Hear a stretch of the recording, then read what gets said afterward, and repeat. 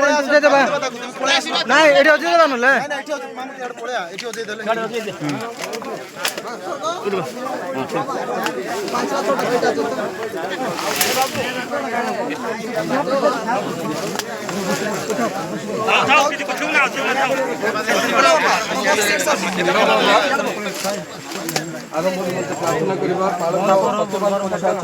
करवा आत्मा शुभ करेंगे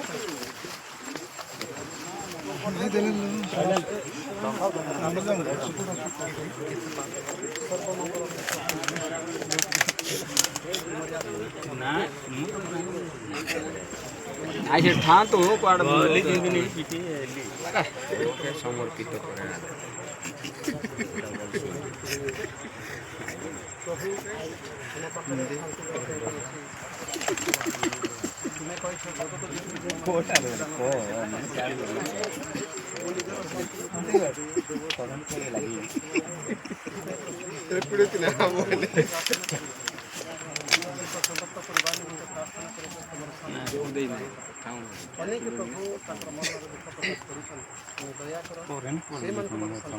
बाबू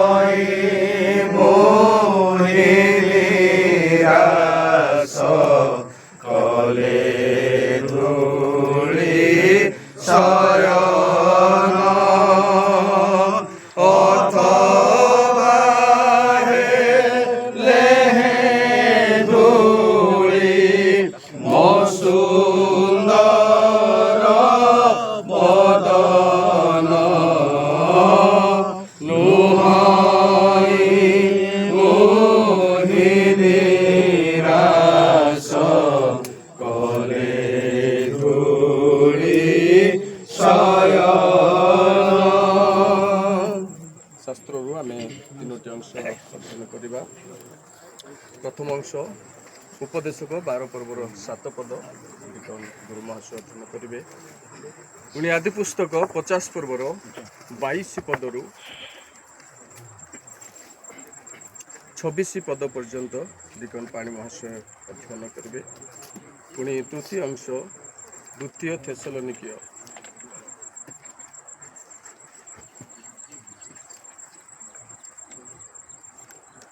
एठारे एपरि लेखा अछि पुणी धूली पूर्व परी मृत्तिकार लीन हब आउ आत्मा परमेश्वर निकट को आत्मा फेरी जीव।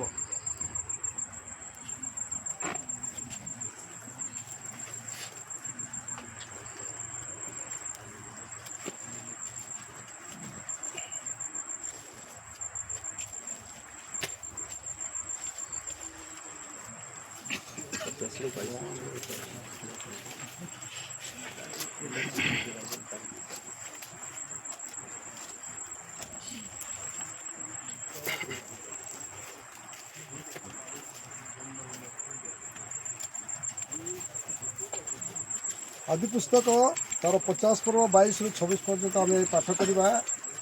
एठारे ए प्रकार लिखा जाए, अनंतर जोसेफ और तांकर पितृ परिवार मिस्र रे बास करी रहिले। जोसेफ 110 वर्ष जीवित रहिले। जोसेफ इफ्राइमर तृतीय पुरुष पर्यंत संतान संतति देखिले। पुणी जोसेफ मनसीर माखिर नामक पुत्रर शिशु संतान मानकु कोल कले। अनंतर जोसेफ भाई मानकु कहिले, मु मरुअछि, मात्र परमेश्वर अवश्य तुम मानकर तत्वावधान करिवे। पुणी एही देशरू तुम मानकु बाहर करी जेउ देश देवा पई अब्राहम इसहाक और जाकोबଙ୍କ निकटरे शपथ करिअछंती सेही देशକୁ तुम मानकु नै जिवे। आहुरी जोसेफ इस्राएलर संतान मानकु एही शपथ कराई कहिले, परमेश्वर अवश्य तुम मानकर तत्वावधान करिवे। सेही समय रे तुम माने ए स्थानरू मोर अस्थि नै जिव। एही प्रकार जोसेफ 110 वर्ष बयस मले। तहिरे से माने तांकर शबकु कृतिघ्न द्रव्याक्त करी मिस्र देश एक सिंधुक मध्य रखिले। पुणी द्वितीय अंश प्रथम थेसलोनिकीय 4 पर्वर 13 पदरू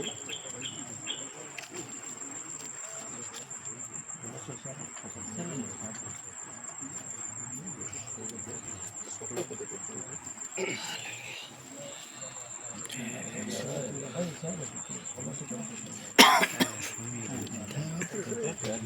13 पदरू 16 पद।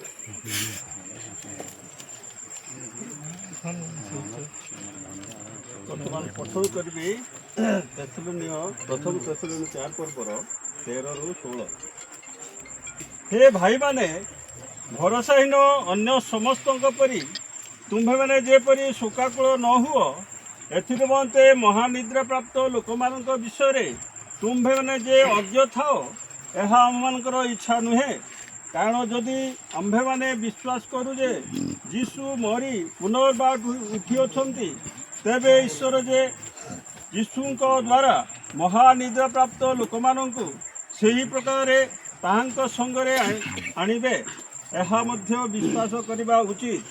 ଯେ ଆମ୍ଭେମାନେ ପ୍ରଭୁଙ୍କ ବାକ୍ୟ ଅନୁସାରେ ତୁମମାନଙ୍କୁ ଏହା କହୁଅଛୁ, ଆମ୍ଭେମାନେ ଯେତେ ଲୋକ ପ୍ରଭୁଙ୍କ ଆଗମନ ପର୍ଯ୍ୟନ୍ତ ଜୀବିତ ରହି ଅବଶିଷ୍ଟ ଥିବୁ, ଆମ୍ଭେମାନେ କୌଣସି ପ୍ରକାରେ ମହାନିଦ୍ରା ପ୍ରାପ୍ତ ଲୋକମାନଙ୍କର ଅଗ୍ରଗାମୀ ହେବୁ ନାହିଁ।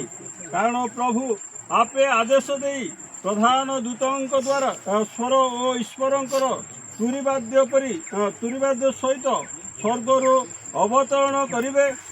ସେଥିରେ ଯେଉଁମାନେ ଖ୍ରୀଷ୍ଟଙ୍କଠାରେ ଥାଇ ମରିଅଛନ୍ତି, ସେମାନେ ପ୍ରଥମରେ ଉଠିବେ। प्रभु समस्त वाक्य द्वारा परिवार को पुणी उपस्थित समस्त को आशीर्वाद करंतु। आमेन। अल्प समय ईश्वर वाक्य शुणा मंडल पालक महाशय आम वाक्य प्रभु महत नामर धन्यवाद हो। समाधि क्रिया उपस्थित होता सम्मानीय बालक दीपंदय मंडल प्राचीन समस्त भाई मानू ମୋର ଆନ୍ତରିକ ନମସ୍କାର। ଆସନ୍ତୁ ଏହି ସମାଧି କ୍ରିୟା ଉପଲକ୍ଷେ ଅଳ୍ପ ସମୟ ମୁଁ କହିବି। ଆଦି ପୁସ୍ତକ 25 ଅଧ୍ୟାୟ 7-8 ପଦ ମୁଁ ପଢ଼ୁଛି। ଅବ୍ରାହମଙ୍କର ଆୟୁର ପରିମାଣ 175 ବର୍ଷ। ସେ ଏତେ ବର୍ଷ ପର୍ଯ୍ୟନ୍ତ ଜୀବିତ ଥିଲେ। ଅନନ୍ତର ଅବ୍ରାହମ ଉତ୍ତମ ବୃଦ୍ଧାବସ୍ଥାରେ ବୃଦ୍ଧ ଓ ପୂର୍ଣ୍ଣାୟୁ ହୋଇ ପ୍ରାଣତ୍ୟାଗ କଲେ ଆଉ ଆପଣା ଲୋକମାନଙ୍କ ନିକଟରେ ସଂଗୃହୀତ ହେଲେ। ଏହି ସ୍ଥାନରେ ଆମେ ଜଣେ ବୃଦ୍ଧ ଦାସଙ୍କୁ ଆମେ ଦେଖିପାରୁଛୁ। ତାଙ୍କର ପୂର୍ଣ୍ଣାୟୁ ହେଲା ପରେ ସେ ସମାଧି କାର୍ଯ୍ୟକ୍ରମକୁ ସେ ଆସିଛନ୍ତି। ଏଠାରେ ଆମେ ଦେଖିପାରୁଛୁ ଅବ୍ରାହମଙ୍କର 175 ବର୍ଷ ବୟସରେ ପୂର୍ଣ୍ଣାୟୁ ହୋଇ ଆପଣା ଲୋକମାନଙ୍କ ନିକଟରେ ସଂଗୃହୀତ ହେଲେ। ଏଥିଦ୍ୱାରା ଆମେ ଜାଣିବା ଦରକାର ଯେ କେତେ ବଡ଼ ଧନୀ ହଉ ଦରିଦ୍ର ହଉ ଏହି ସ୍ଥାନରେ ସଂଗୃହୀତ ହେବା ନିହାତି ଆବଶ୍ୟକ। ତାଙ୍କ ପୁତ୍ର ଇସାହାକ ମଧ୍ୟ ସେ ପ୍ରକାର ସଂଗୃହୀତ ହେଲେ ବୋଲି ଲେଖାଯାଏ। 35 ଅଧ୍ୟାୟ 29 ପଦରେ ଅନନ୍ତର ଇସାହାକ ବୃଦ୍ଧ ଓ ପୂର୍ଣ୍ଣାୟୁ ହୋଇ ପ୍ରାଣତ୍ୟାଗ କରନ୍ତେ ଆପଣା ଲୋକମାନଙ୍କ ନିକଟରେ ସଂଗୃହୀତ ହେଲେ। ତାଙ୍କ ପୁତ୍ର ଏଶୋ ଓ ଯାକୁବ ତାଙ୍କୁ କବର ଦେଲେ। ଏହି ସ୍ଥାନରେ ଅବ୍ରାହମଙ୍କ ପୁତ୍ର ଇସାହାକ ମଧ୍ୟ ପୂର୍ଣ୍ଣାୟୁ ହୋଇ ମୃତ୍ୟୁଭୋଗ କଲେ। ତାଙ୍କ ପୁତ୍ର ଏଶୋ ଯାକୁବ କବର ଦେବା ବିଷୟ ଲେଖାଯାଏ। ସେହି ପ୍ରକାର ଭାବରେ ଯାକୁବଙ୍କ ବିଷୟରେ ମଧ୍ୟ ଲେଖାଯାଏ। ଯାକୁବ ତାର ଆଦି ପୁସ୍ତକ 49 ଅଧ୍ୟାୟ 33 ପଦରେ ଏହି ରୂପେ ଯାକୁବ ଆପଣା ପୁତ୍ରମାନଙ୍କୁ ଆଜ୍ଞା ଦେବାର ସମାପ୍ତ କଲା ଉତ୍ତାରେ ଶଯ୍ୟାରେ 2 ପାଦ ଏକତ୍ର କରି ପ୍ରାଣତ୍ୟାଗ କଲେ ଓ ଆପଣା ଲୋକମାନଙ୍କ ନିକଟରେ ସଂଗୃହୀତ ହେଲେ।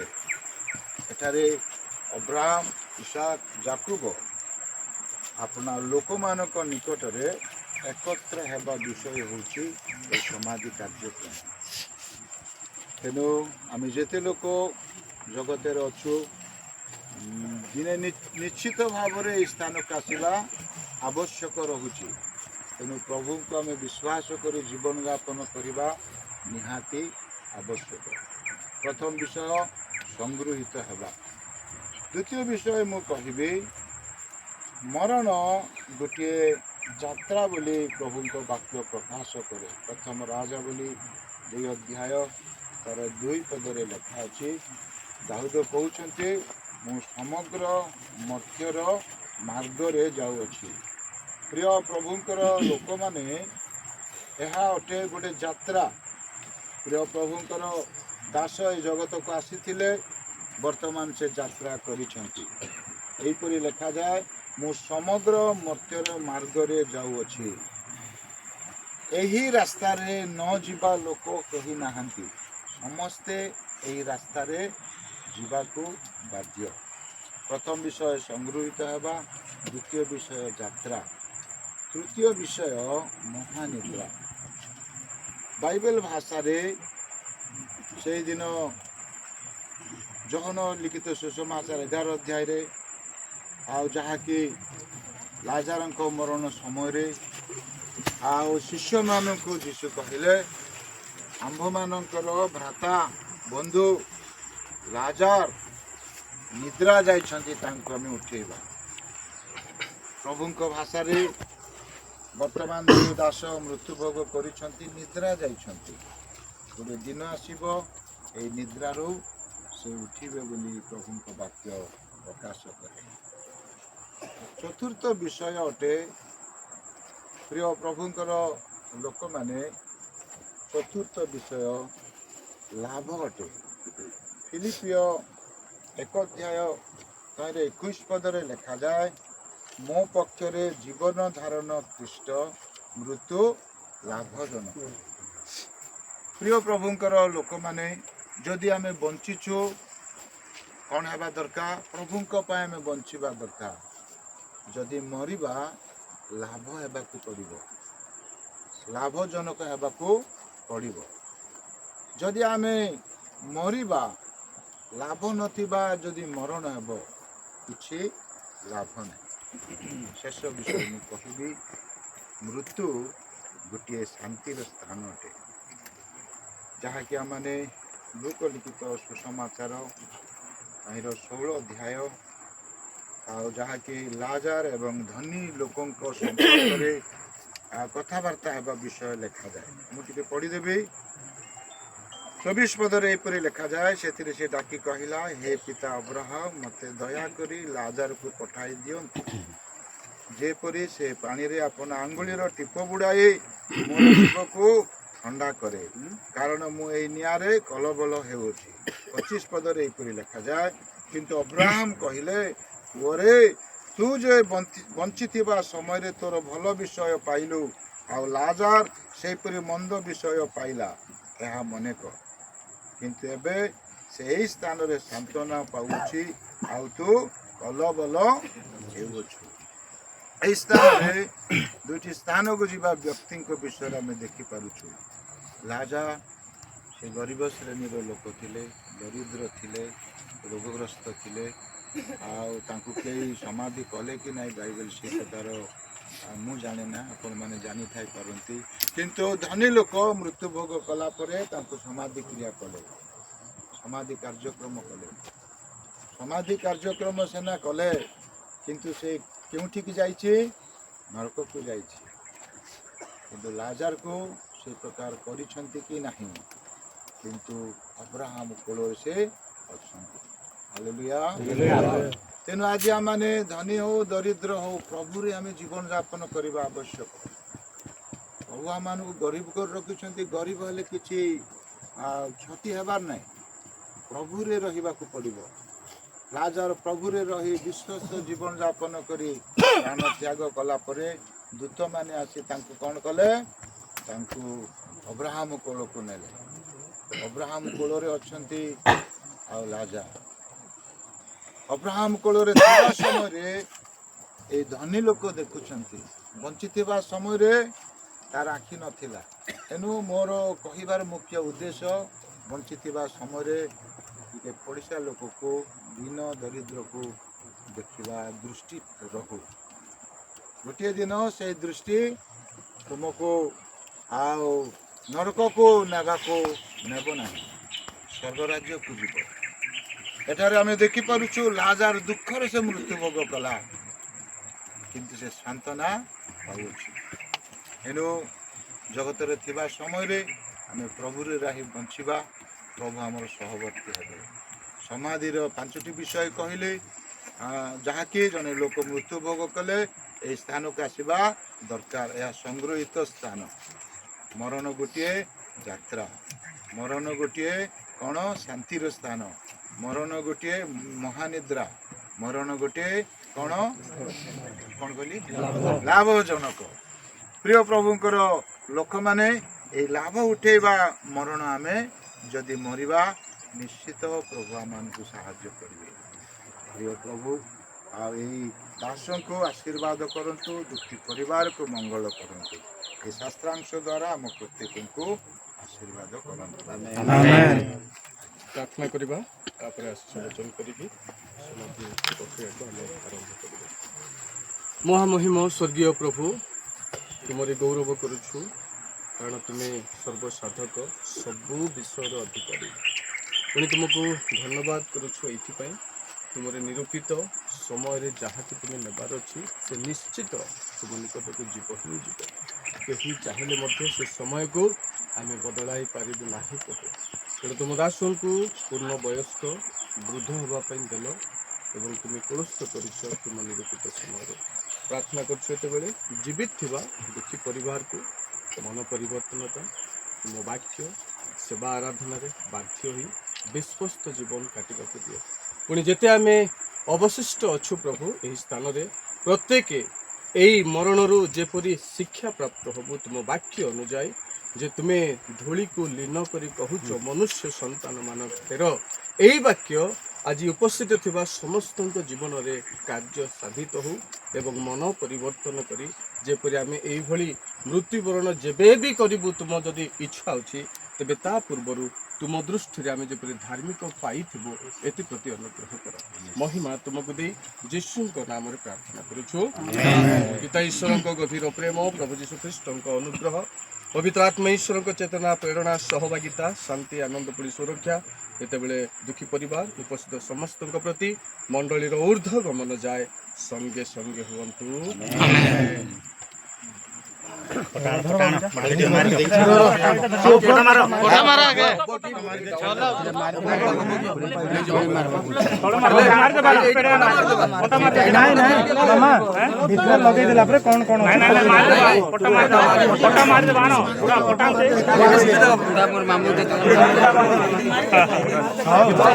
पटाण मारदेबा बाबू पटाण जगह जगह है मतलब भाई ये बाहर मार दे भीतर शेयर से पटना भी शोक नहीं हां मजा गली मार दे फोनटा मजा गली खाना तो बाबू हमार फमारो चार दे लागला रे देख अगर जाती देगी कागे हाथ खरा खा देले मैं ट्रा कर दे बड़ा दिले दिया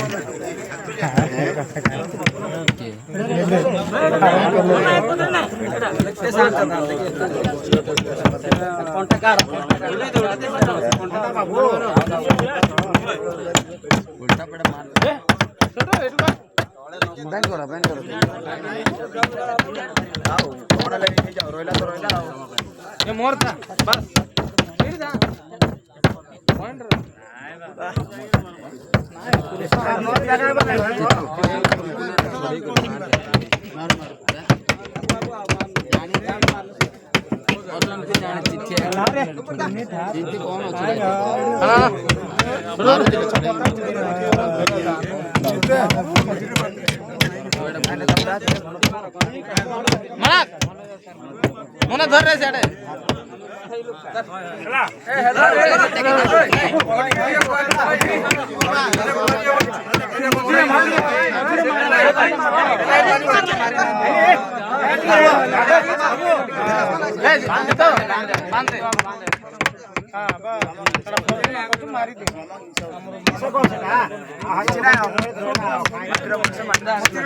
काय रे बाकी जो रे बाकी जाएगी किधर को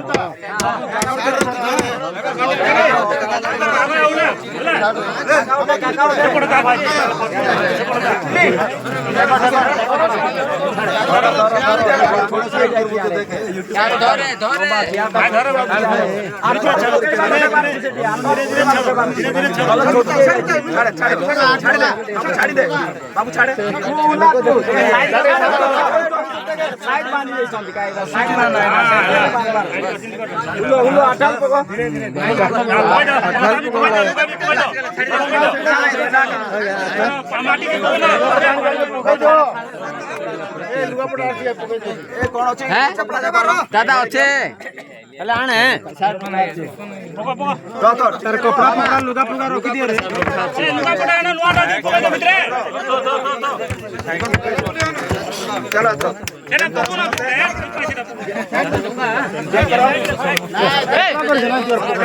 अते ना ना क्रॉस आने लगा भितरे लगा दे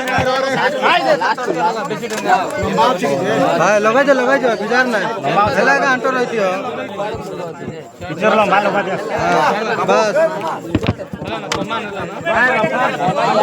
ओडिया ना आजा रे प्रकाश ओडिया रे नहीं बोला अरे पावर दोस्त आ के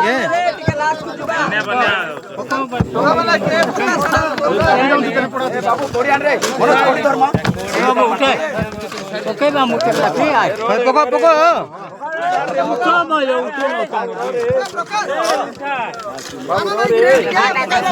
राहुल राहुल काय रे लाठी पकई तू नहीं रे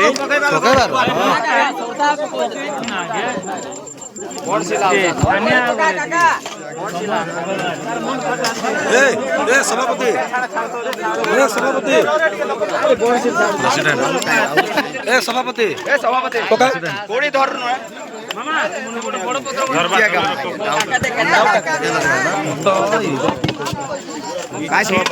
ଏଠି କାଏ ହାତରେ ପକଉଛି ମନୁଷ୍ୟ ଶିଖିବାର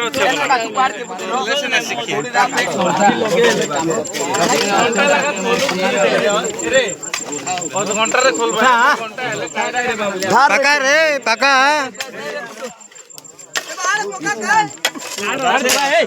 ମୁଣ୍ଡାଡେ ବାପା ଭିଡିଓ କର ତାକୁ ଭିଡିଓ କର रे देखले से रे ये देखले से ଆରେ ଟିକେ ଦେଖ ରେ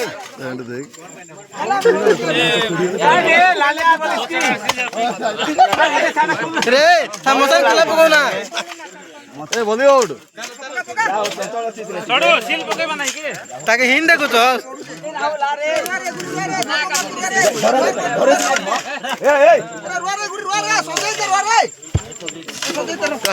କଥା ଆକା ସିନା କାମ କିଛି ନାହିଁ देख यार माटी जी का बोलती कुंटा सो ए राहुल पत्थर अछि बरा पत्थर टे पकेबा ले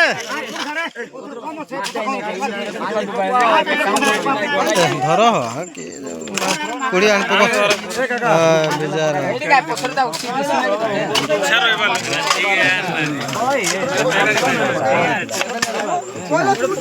ट्रांसफर करो बाहर अत्यंत बाबू बाहर गोड़ मुंडा का माटी तब हुआ दो ମାମୁଁ